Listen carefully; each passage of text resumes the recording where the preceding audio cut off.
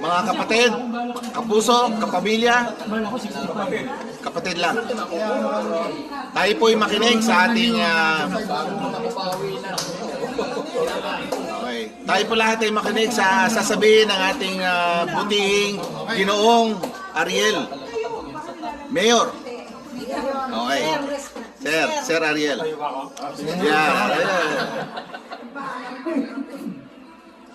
Stage. Parang dami eh. May tingin naman, sabihin ko. Wala yun. Yung microphone mo. Hindi, baka bisita natin yan. Hindi naka-green. Hindi naka-green. Okay. Okay. Thank you. Wala yun.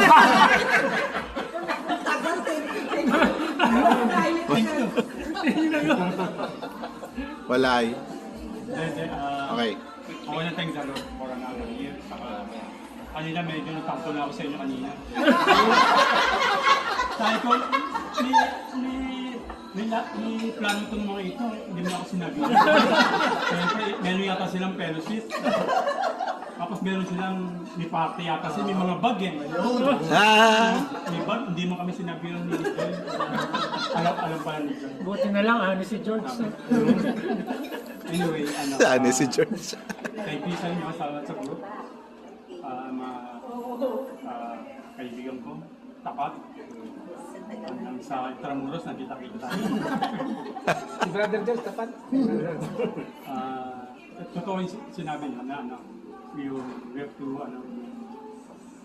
thank God kasi you never know pwede mo ibang ma-reach yung 60 o